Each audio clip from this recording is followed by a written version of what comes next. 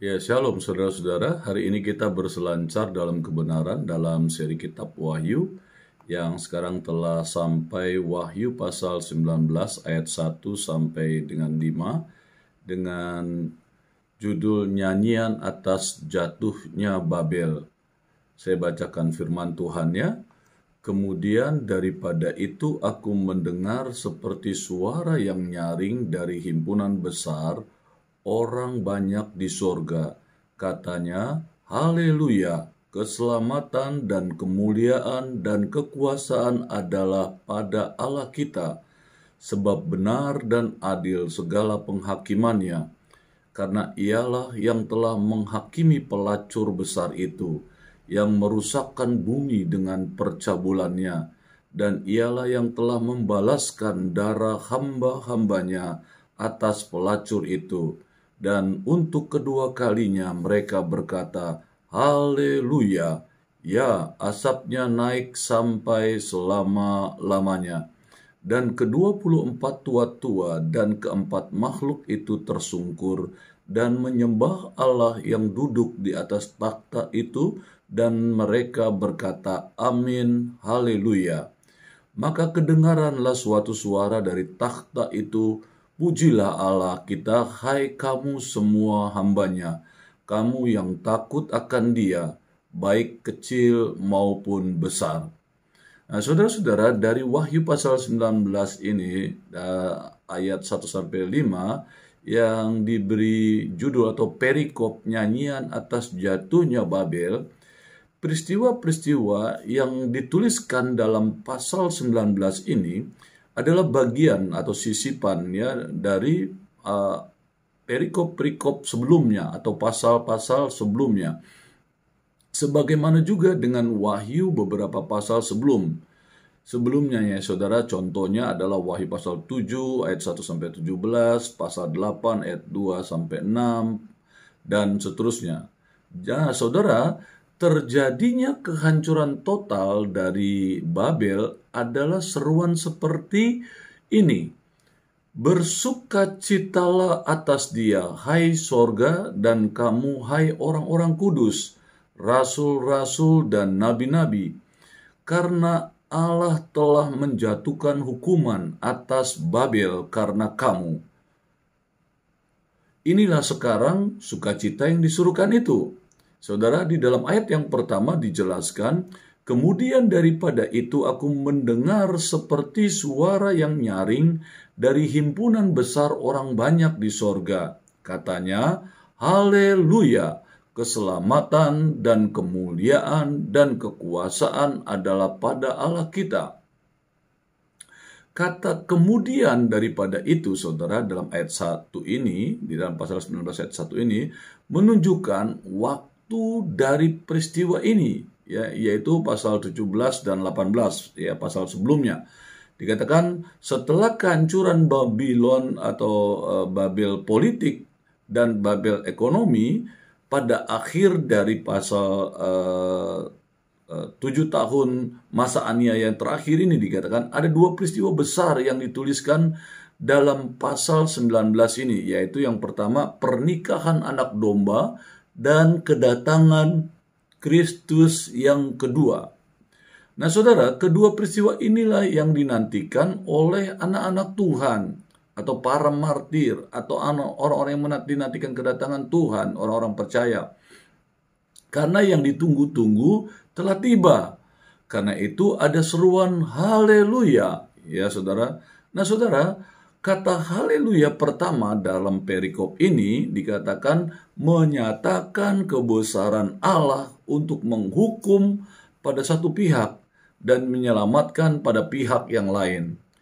Saudara, penghakimannya itu terjadi berdasarkan kebenaran dan keadilan. Pujian sukacita ini, saudara, mulai dengan seruan himpunan besar orang banyak di sorga. Artinya orang banyak ya saudara, seruannya itu himpunan besar yang menyatakan seruan sukacita haleluya ini saudara ya. Jadi seruan pujian ini mulai dengan kata haleluya ya saudara, dan muncul hanya 4 kali saudara ya di dalam Alkitab bahasa Inggris, yaitu pada pasal ini. Istilah haleluya secara harfiah berarti pujilah Tuhan. Istilah ini, saudara, berasal dari dua kata Ibrani, halal yang berarti memuji, dan istilah Yah, ya, yang menunjukkan nama Tuhan. Ya, bisa Yahweh gitu ya, saudara ya, Yehova gitu.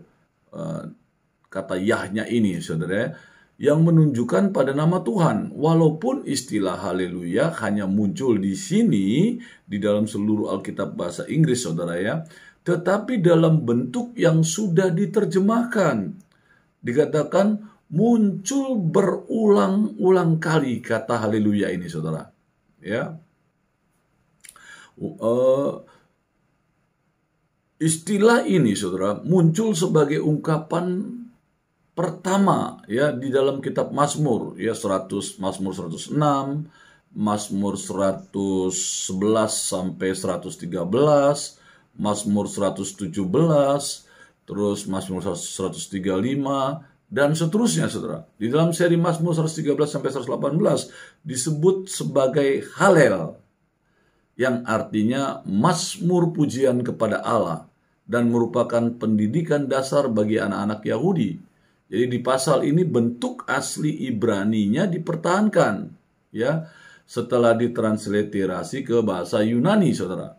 Nah, saudara, penghakiman atas Babel besar, ibu dari para pelacur, sudah selesai. Yohanes mendengar suara dari kumpulan besar orang di sorga berseru haleluya dan menganggap keselamatan, kemuliaan, dan kuasa adalah milik Allah. Mengapa Yohanes merujuk pada keselamatan? Ketika penghakiman atas pelacur itu adalah temanya, saudara.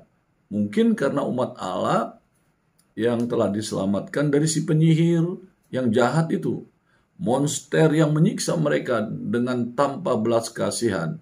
Dan Allah telah menunjukkan dirinya yang mulia dan berkuasa, saudara, dengan membebaskan umatnya dan menghakimi musuh besar mereka. Di dalam ayat 2 dijelaskan, sebab benar dan adil segala penghakimannya, karena ialah yang telah menghakimi pelacur besar itu, yang merusakkan bumi dengan percabulannya, dan ialah yang telah membalaskan darah hamba-hambanya atas pelacur itu. Saudara, kata pujian ini yang dikatakan bahwa ia benar dan adil segala jalannya, itu, saudara, seperti sebuah lagu yang diciptakan dari ayat ini, saudara. Besar dan ajaiblah karyamu, adil dan benarlah jalanmu, Raja segala raja yang maha kuasa. Ya, saudara, ini bagian dari syair-syair yang dinyanyikan, dijadikan lagu, saudara, dari ayat-ayat yang ada ini, saudara. Apakah haleluya di ayat 1 itu dibenarkan? Haruskah Allah dipuji karena menghakimi Babel? Jadi sebuah pertanyaan juga. Tetapi apakah pujian seperti itu sebenarnya merupakan sebuah respon yang menyimpang atau dikatakan memelintir terhadap penghakiman Allah? Di dalam ayat 2 menjawab pertanyaan ini dengan memberikan kita sebuah respon. Sebab penghukuman atas pelacur itu. Nah, gitu ya, saudara. Jadi Yohanes memberitahu kita bahwa penghakiman Allah itu adalah adil dan benar. Ya, adil dan benar. Penghakiman itu tidak sewenang-wenang atau tidak adil. Adil Engkau, adil Engkau, adil Engkau Tuhan. Allah dipuji karena Dia telah melaksanakannya, penghakimannya itu yang adil dan benar, saudara, terhadap pelacur besar itu atau Babel dalam penekanan kitab Wahyu pasal 19 ayat 1 sampai 5 ini, saudara. Dikatakan bahwa penghakiman Allah itu, saudara, atas Babel sesuai, saudara, dengan keadilan dan merupakan hal yang benar untuk dilakukan. Dengan kata lain, Allah akan dipertanyakan jika dia tidak menghakimi Babel. Ya, kalau Allah tidak menghakimi malah dipertanyakan, kan sudah waktunya dan Allah juga sudah menetapkan bahwa akan ada waktu atau masa untuk penghakiman terhadap Babel, saudara. Tidak hanya orang-orang percaya teraniaya terus-menerus, saudara, tapi dikatakan Tuhan ada batas waktu yang telah ditetapkan Allah, ya, untuk orang-orang percaya mengalami aniaya, dan batas waktu juga untuk Babel seenaknya, ya, melakukan tindakan-tindakan yang tidak bermoral, bahkan menentang Allah yang luar biasa, pencipta langit dan bumi. Jadi orang-orang kudus bergembira, saudara, karena mereka melihat bahwa Allah telah menempatkan segala sesuatu dengan benar. Jadi rejim pelacur besar ini atau si Babel ini, itu saudara, telah dihancurkan selamanya. Dan dunia dapat menikmati kedamaian dan keharmonisan yang Allah maksudkan sejak permulaan. Ya, penghakiman atas pelacur itu tepat, saudara, karena dampaknya yang membahayakan, ya, bagi orang-orang yang percaya. Saudara, Babel itu merusak, ya, dengan amoralitasnya. Sekali lagi itu, fokus ini bukan pada dosa seksual sebenarnya, saudara, ya. Meskipun itu bagian juga atau mungkin yang termasuk di dalamnya, tetapi amoritas seksual di sini seperti yang sering kita lihat dalam kitab Wahyu menandakan penyembahan berhala yang dilakukan Babel, saudara. Dan ini yang menyebabkan kemarahan Allah, saudara. Saudara, penyembahan terhadap berhala itu, kata firman Allah, Allah itu cemburu adanya. Makanya penghancuran terhadap pola hidup Babel ini atau pola hidup Roma ini memang bagian dari kebencian Allah atau kemarahan Allah. Karena mereka membawa penyembahan berhala yang menduakan Allah, dan itu membuat Allah jadi marah. Karena Allah benci atas penyembahan berhala, saudara, atau menduakan Tuhan bahasanya gitu, ya. Nah, ini sering terjadi bagi orang-orang yang katanya sudah bertobat. Mereka melakukan sinkritisme, artinya percaya terhadap kuasa-kuasa dunia atau kuasa-kuasa si jahat atau kuasa-kuasa kegelapan, tapi percaya Tuhan juga. Nah, itu yang disebut sinkritisme. Banyak sekali, saudara. Bahkan khususnya di bangsa kita ini, penyembahan terhadap Allah begitu banyak, begitu luar biasa, tapi kepercayaan mereka terhadap kuasa-kuasa kegelapan juga begitu luar biasa, saudara. Ya, untuk mengetahui kehidupan, mereka datang kepada perdukunan, saudara. Yang mengetahui tentang hari-hari akan datang, mereka datang ke paranormal. Dan akibatnya, saudara, ingin punya jabatan, punya kekayaan, punya sebagainya, saudara. Mereka melakukan dengan cara-cara yang membuat Allah marah, saudara. Karena mereka tidak datang kepada Allah untuk memberikan segala kasih dan kuasanya kepada manusia, tapi manusia malah lari dari Allah. Mereka meminta kekuatan dari kuasa-kuasa kegelapan ini. Ini yang membuat Allah marah. Inilah kerjaan Babel dan Roma, saudara. Dan inilah yang menjadi contoh di akhir zaman perbuatan Babel, dosa Babel dan dosa moral dari Roma. Ini, saudara, yang dihukum oleh Allah, gitu, ya. Jadi bukan Babelnya, Babel sudah selesai, gitu, ya, atau bukan Romanya, Roma juga sudah selesai. Tapi Allah memberikan gambaran tentang dosa-dosa Babel dan dosa-dosa Roma di hari-hari terakhir itu semakin luar biasa jahatnya. Dulu saja mereka sudah jahat, saudara, ya, membawa orang untuk menyembah patung, menyembah berhala, paranormal dan sebagainya, ahli nujum, dan itu membuat Allah marah sekali, saudara.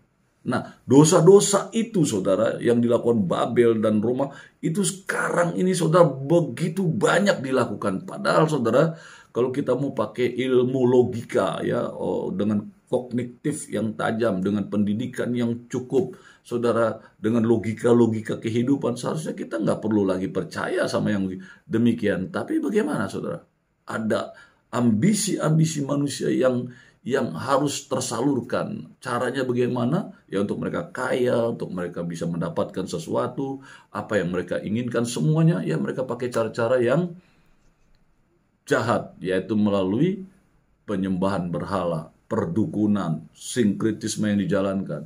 Mereka tidak memintanya kepada Allah, sebab saya percaya Allah pun tidak akan pernah menjawab permintaan-permintaan yang membuat saudara lebih nanti akan menjadi jauh daripada Tuhan. Minta kekayaan saudara, bukan orang tidak bisa kaya atau tidak boleh kaya saudara, tetapi cara-cara untuk mendapatkan kekayaan mereka dengan cara instan, dengan cara tidak bersusah payah, akhirnya minta keperdukunan, itu saudara yang membuat Allah marah. Dan saudara minta kepada Allah pun cara yang seperti ini untuk dapat instan kekayaan, Allah juga tidak akan mungkin menjawab saudara. Karena Allah sudah memberikan hukum-hukum dan peraturan-peraturannya karena dosa Adam, ya. Mereka diberikan kehidupan kekal di Taman Eden, mendapatkan makan dan minum, mereka menjadi pengelola, tetapi ternyata mereka memiliki kehendak bebas yang akhirnya mereka menuruti kehendak iblis, si ular tua itu saudara. Sehingga Allah marah saudara. Dan inilah yang terjadi di hari-hari terakhir. Orang tidak lagi mau datang kepada Allah. Dan kalaupun datang kepada Allah dengan kedagingan ini, dengan keegoisan yang gak mungkin juga Allah menjawab. Sehingga akhirnya mereka mencari paranormal, perdukunan, untuk mereka mendapatkan jawaban dari keinginan-keinginan mereka. Ya, keinginan spiritual mereka, keinginan kedagingan mereka, jiwa mereka, supaya mereka damai, nyaman, mereka pakai paranormal, perdukunan, dan ini membuat Allah semakin marah. Dan di hari-hari terakhir dikatakan manusia semakin jahat. Jahat itu bukan berarti mereka melakukan dosa-dosa secara langsung begitu, tapi mereka semakin mencari kepercayaan-kepercayaan yang di luar Allah, saudara. Ya, yaitu saudara ya, perdukunan, ya, paranormal. Nah, ini saudara jahat di mata Tuhan, saudara.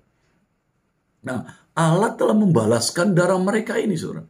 Membalaskan itu tidak berarti sebuah pembalasan dendam gitu ya, bahwa yang tidak terkendali karena emosi amarah, yang tidak begitu, saudara. Dan saudara ternyata lihat pola waktu yang panjang Allah mengingatkan terhadap dosa mereka yang menduakan Tuhan ini.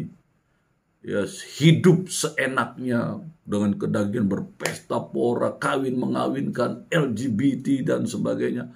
Wah, ini sangat membuat Allah marah, saudara ya. Nah, sebaliknya saudara, ini menandakan hukuman adil yang pantas diterima oleh orang-orang yang telah membunuh umat Allah. Di dalam ayat 3 saudara dikatakan, dan untuk kedua kalinya mereka berkata, haleluya. Ya, saudara, asapnya naik sampai selama-lamanya.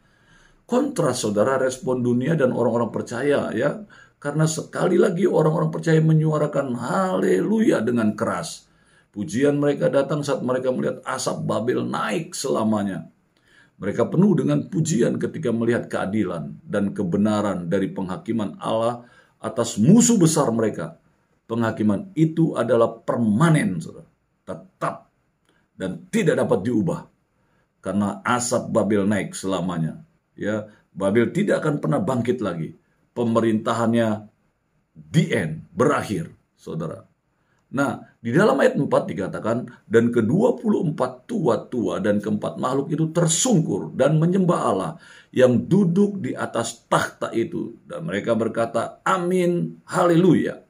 Nah, haleluya yang kedua ini menyatakan kebesaran Allah yang duduk di atas takhta sebagai pencipta untuk disembah.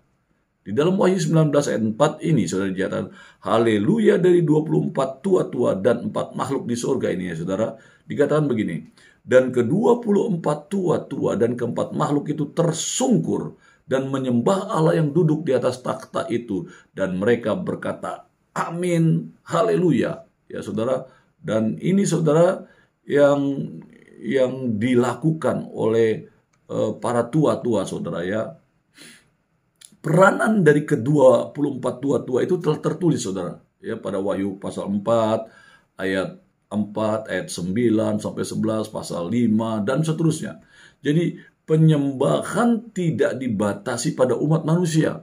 Makhluk-makhluk malaikat, baik 24 tua-tua maupun 4 makhluk hidup yang telah memainkan sebuah peran penting, saudara, dalam kitab Wahyu ini, ya saudara, mengulangi peran mereka yang dijelaskan dalam pasal 4 dan pasal 5. Mereka sujud menyembah kepada Allah yang duduk di atas takhta, kepada Allah berdaulat yang menjalankan pemerintahan dan keadilannya. dalam menghukum dan menghakimi pelacur-pelacur itu karena kejahatan mereka. Nah, mereka tidak mundur dari Allah, saudara, karena penghakimannya, tetapi memberi dia pujian. Mereka menegaskan apa yang Allah telah lakukan dengan meneriakan amin dan bergembira di dalamnya dengan seruan haleluya. Di ayat yang kelima, saudara, ayat yang terakhir dari perikop ini dikatakan, maka kedengaranlah suatu suara dari takhta itu, pujilah Allah kita, hai kamu semua hambanya, kamu yang takut akan dia, baik kecil maupun besar. Saudara, sebuah suara datang dari takhta, sebuah fenomena yang kita lihat pada dua peristiwa yang lain, saudara. Ya, dalam Wahyu pasal 16 ayat 17, Wahyu pasal 21 ayat 3. Sekali lagi ada panggilan untuk memuji Allah, dan ini adalah karena intervensi penyelamatannya. Dalam menghakimi Babel, Allah juga menyelamatkan umatnya dan membebaskan mereka dari musuh-musuhnya. Motif seperti itu biasa hadir, saudara, dalam kitab Perjanjian Lama atau dalam tulisan-tulisan di dalam Perjanjian Lama. Ketika Allah mengalahkan musuh-musuhnya, baik itu Mesir, Asyur, Babel, dikatakan dia juga menyelamatkan umatnya. Jadi semua hamba Allah, orang-orang yang takut dan menghormati Allah, baik yang tidak berarti maupun tidak berpengaruh di mata dunia, dipanggil untuk memuji Allah. Berselancar dalam kebenaran. Amin.